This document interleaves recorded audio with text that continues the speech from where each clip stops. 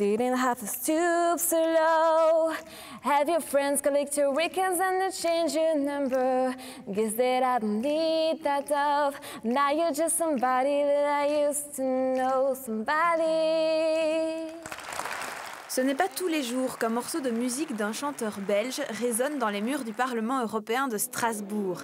Et celle qui a eu le cran de l'interpréter, c'est Alexandra. Elle est venue avec 20 autres élèves du collège Notre-Dame de Bellevue de Dinan représenter la Belgique lors de la journée Euroscola. C'est très grand, ils sont très petits, oui, et c'est impressionnant. Avant la prestation, c'était stressant, mais pendant... honnêtement, je me suis sentie assez détendue, même comme si j'étais toute seule sous ma douche. Ça a été. Après une présentation des 22 délégations issues des 4 coins de l'Europe, place aux choses sérieuses, les discussions en commission. 6 groupes discutent de thèmes tels que la liberté d'information, la migration ou encore l'emploi des jeunes. Ils remettent ensuite un rapport devant leurs 650 collègues en séance plénière. Ils font tout comme les vrais députés, et certains se prennent vraiment au jeu. Tout le monde était d'accord, je trouve ça scandaleux. Excusez-moi. Place au vote, les élèves de Bellevue ont découvert la vie d'un eurodéputé.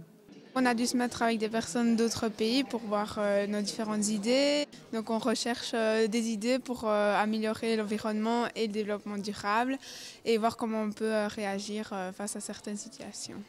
Essayer de donner son avis, de faire ressortir le sien par rapport à celui des autres, c'est compliqué.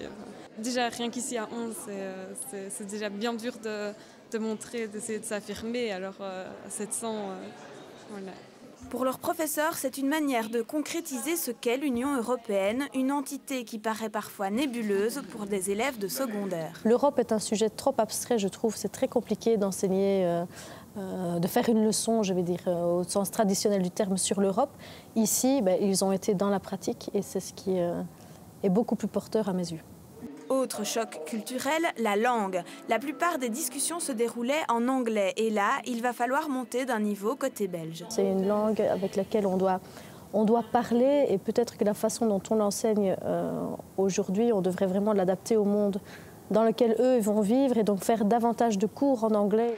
Après un dernier jeu de questions-réponses, c'est l'heure du retour sur les bancs de l'école et qui sait, cette journée aura peut-être créé des vocations.